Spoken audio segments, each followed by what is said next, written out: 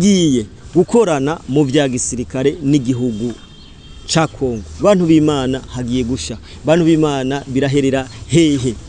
Reka ndababwire avantage yo gukorana igihugu gukorana n'ikindi mu vya gisirikare. Mbega u Rwanda biraherera hehe. Abanyarwanda banza mwicare hasi munwa amazi. Abanyarwanda banza mwicare munwa amazi kuko birahera. Ibi ni ibintu novuga ko iyi ni turufu ya nyuma Tshisekedi akinye. Bantu b'Imana iyi ni turufu ya nyuma ije gusiga mu kaga President Paul Kagame. Nubwo biruko ndazi neza ko hariho amakuru ariko aravuga ko igisirikare cy'u Rwanda congeye kurungika abasirikare benshi bagenda mu gihugu ca Kongo, aho bashize ku mbuga zabo ngo match hotu. Nkundira kandi tubaramutse mwebwe musi mudukurikirana abari mu Burundi hanze y'u Burundi, turabahe mwaramutse namwiriwe biravana umwe wese naho aherereye. Utarakora sabone cyangwa subscribe no bikore kugira ngo tubandanye tugira umuryango wagutse kuru rubuga.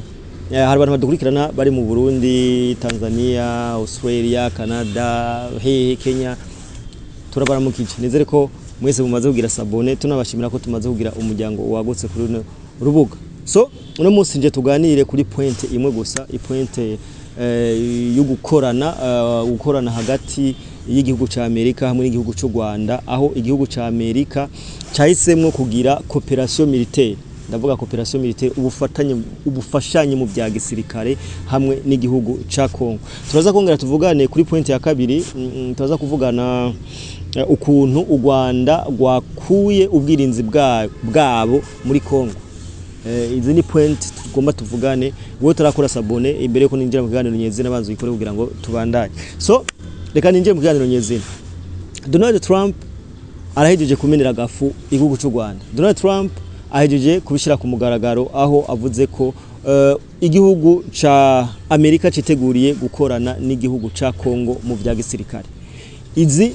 Izi ni ngamba zari zihari hagati ya Kongo n'igihugu cy'u Burundi, aho igihugu cy'u Burundi n'igihugu ca Kongo basiniranye amasezerano yo gukorana mu vya gisirikare, aho u Rwanda rwashoboye kuvuga cyane ruravuga ngo igihugu cy'u Burundi kiri muri Kongo, igihugu cy'u Burundi kiri hehe, ariko u Burundi bwamye bwiregura buvuga nti twebwe nta mpamvu n'imwe tutoja mu gihugu ca Kongo kubera ko turiko turakorana mu vya gisirikare.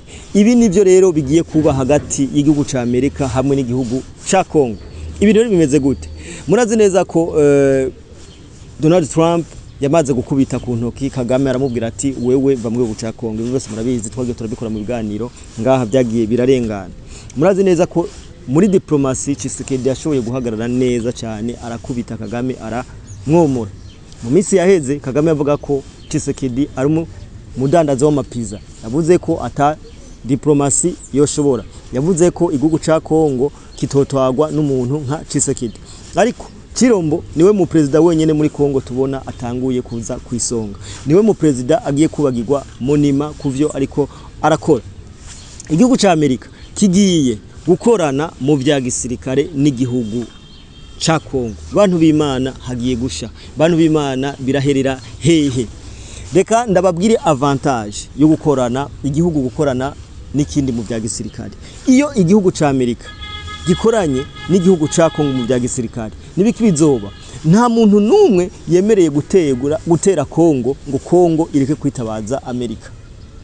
Ni nkuko u Burundi ntushobora gutera Kongo u Burundi buri ngaha kubera ko bufise amasezerano yo gukorana mu bya gisirikare.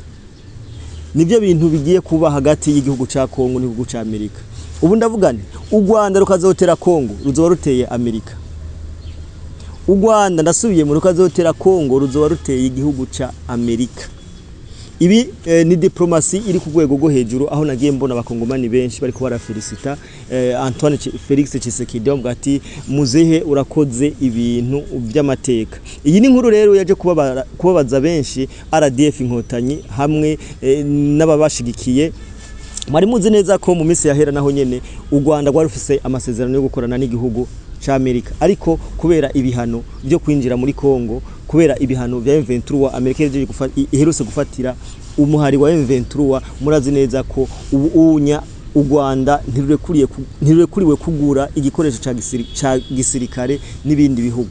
Donald Trump yaravuze nti ibihugu byose nozariye mvuze nozariye no kuvuga ibihugu byose dufashanya nta muntu numwe nta gihugu na kimwe cemereye guha ikigwanisho igihugu cy'u Rwanda no kuvuga iki igihugu cy'u Rwanda kugeza uyu mwanya nta gihugu na kimwe kirekuriwe guha ikigwanisho cyangwa kugurisha ikigwanisho ku gihugu cy'u Rwanda niko ibihano byavuze rero no kuvuga iki rero Donald Trump yafashe inyuma y'ivyo bihano acavuga ati reka nkurane n'igihugu ca Congo nonga ndababwira nti iyo habaye coopération militaire pembeni haba ico bita coopération économique murazi neza ko hariya mu gihugu c'u Rwanda bahora bari muri Congo bariko bariba bariko barica bakongomani amamiliyoni n'amamiliyoni ku ntwaro y'abademokrate ku ntwaro plutôt y'abademokrate hatwara ico gihe Joe Biden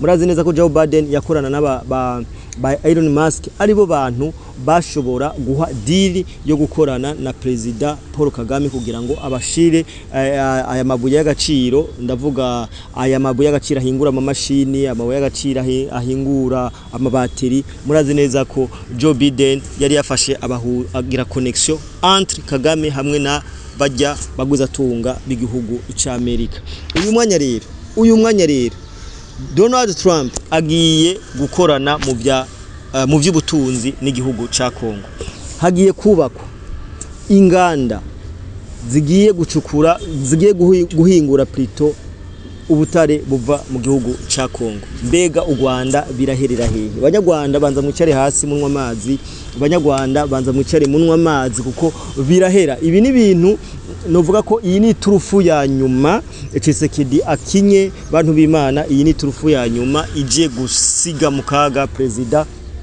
Paul Kagame nubwo biruko ndazi neza ko hariho amakuru ariko aravuga ko igisirikare cy'u Rwanda congeye kurungika abasirikare benshi bagenda mu gihugu ca Congo aho bashize ku mbuga zabo ngo match retour de match niko bagize ati turagarutse mu mukino mbega biraherera he Kagame yoba akeneye kwiyahura Kagame bino bintu araza kubivamo gute Kagame bino bintu araza kubigenza gute ariko je rimwe na rimwe ndamutabura President Paul Kagame arazi neza ko abasirikare ntibazohembwa arazi neza ko abigisha ntibazohembwa nabujya igihugu cy'u Rwanda cari kimaze imisi kiri mu buzima buzimvye ubu bigiye kugenda gute President Paul Kagame araza kuva muri Congo President Paul Kagame canke araguma muri Congo ariko twagiye tubona ku rundi ruhande avuga nti u Rwanda rugiye gwemeye gukura ubwirinzi mu gihugu ca Congo buze ubwirinzi na mantene militaire bagiye barashinga yashobora kurazi ko mu ntambara igitangura M23 aho FARDC yashobora gutera ama drone yashobora kuduza ama drone bagatera amabombe ariko ntashike hasi bivanye n'ubwirinzi bari barashinze hariye ariko ubwo bwirinzi bwashinzwe n'igihugu ca Israel hamwe n'igihugu ca Amerika rero Trump yategetse nti kura ubwo bwirinzi kubera ko Trump ntakeneye kurungika igihugu ca abanyamitahe mu gihugu ca Congo kirimo akajagari Trump ntakeneye kwinjiza amafaranga ntakeneye abantu bazomuvuruga ariko arikurira amabuye y'agaciro ayatwara muri Amerika nagiye mbona commentaire z'abantu benshi b'abakongomani baravuga nti si Amerika su Rwanda bose bakora cyo kimwe ariko bakongomani nagomba twigishanye gatoya ego nivyo Amerika ije kubiba amabuye y'agaciro ariko Amerika ntije kubicira amamiliyoni y'abantu aho niho hari itandukaniro rya Kagame na Amerika Amerika ije gutora amabuye y'agaciro biciye mu mwumvikano uri hagati ya Tshisekedi hamwe na Trump ariko mu misi yahera mwarabona ukuntu Kagame n'abamafia bahora bakorana bo muri Amerika ndavuga baba Elon Musk